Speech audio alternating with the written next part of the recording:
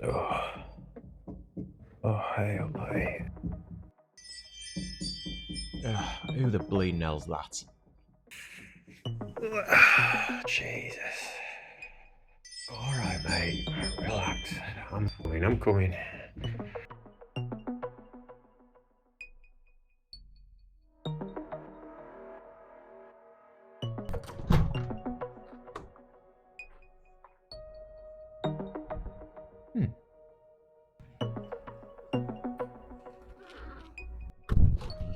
Straight.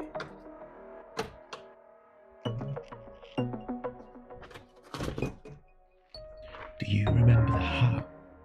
No. He's still watching you. Who? Assholes.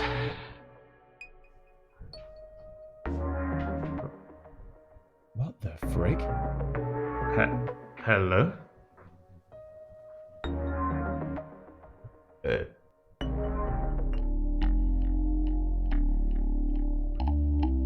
You alright, mate?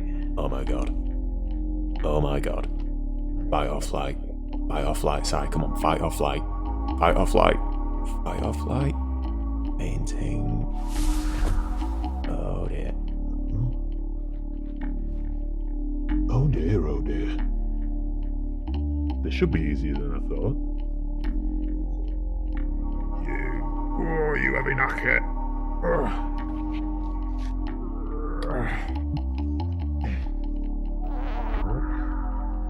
Mind my ass.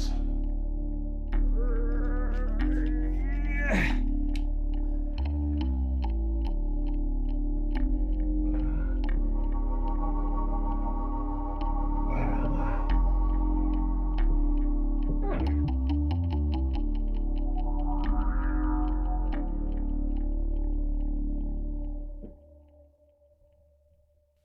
Wakey, wakey. Oi. Wake up, you lanky twat. Oh.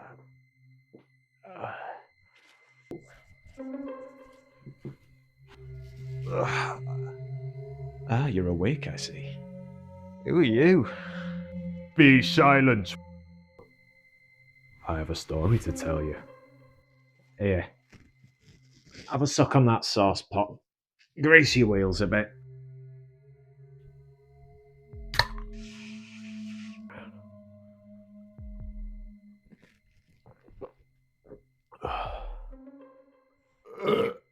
Now, visualize.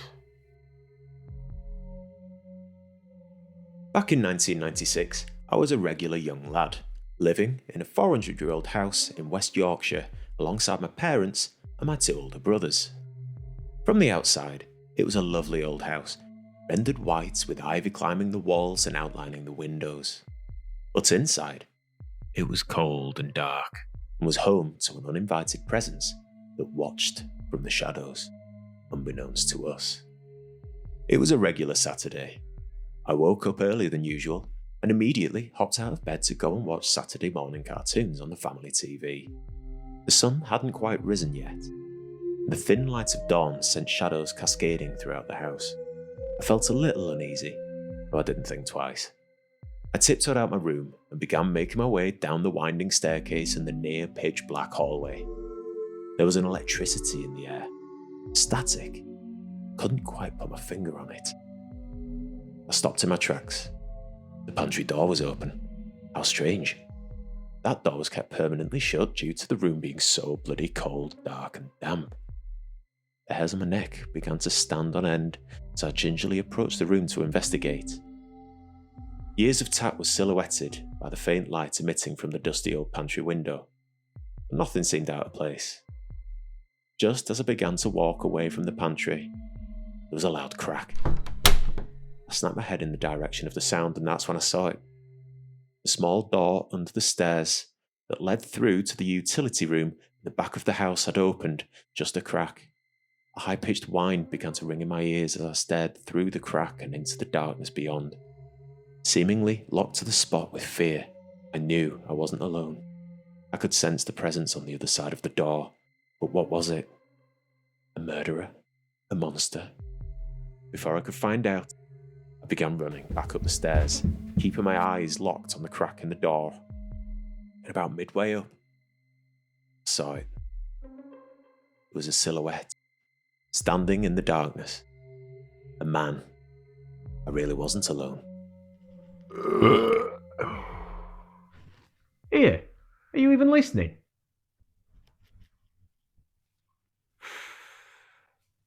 Where was I?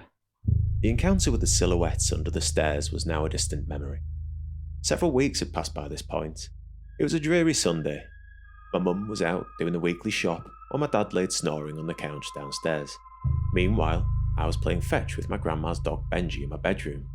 Before long though, Benji's attention broke away from me, so he'd sensed something and he left my room. I followed him out into the hallway and watched as he ran down the stairs and sat right outside the door under the stairs, staring up at the door handle. I immediately sensed it. Whatever it was that had been watching me from under there just a few weeks ago was back. My head felt light as the Fibonacci-like whine rang louder and louder in my ears. The air seemed to be sucked from the room as I descended the stairs. My intention was to grab Benji and immediately go sit with my dad. Though that wasn't possible. Before I reached the bottom of the stairs, the door gave a loud crack, and Benji immediately began losing his mind, barking and yelping as though the house was on fire. Not wanting to hang about to see who was there, Benji teleported past me and back up the stairs, leaving me stood alone, frozen in terror, just a few steps away from the bottom, waiting with bated breath to see who or what was there. And there it was, the silhouette. He emerged from the darkness of the passageway under the stairs. It was a man. He wore blue overalls and a wide-brimmed straw hat. His face was blacker, and the night sky was entirely featureless. Aside from his clothes, which were very much real and tangible, his body was a standing shadow. The man ever so slowly stooped beneath the door frame and walked silently out into the hall, all the while not taking his deep, black, invisible eyes off me. The fear I felt was so intense I was unable to scream, unable to move. It was only when the man made it just a step or two away from me that I finally regained my faculties and sprinted back up the stairs after Benji, screaming. As I rounded the top of the stairs up to the landing, I cast one last glance back, and there he was, still stood there, motionless, watching. Hearing the commotion, my dad came out to find out what was going on. "He's under the stairs," I shouted. There was no response. Just the sound of the cupboard door closing, followed by my dad's footsteps coming up the stairs. He listened to my story, though dismissed it all as an overactive imagination. I almost began to believe him. It was only when he began walking back down the stairs again, with me watching him from the banister, that he paused and looked to his left at the door beneath the stairs. The door that he'd just closed. It was open again. He looked up at me, wide-eyed. "Maybe we're not alone after all," he whispered with a wry smile.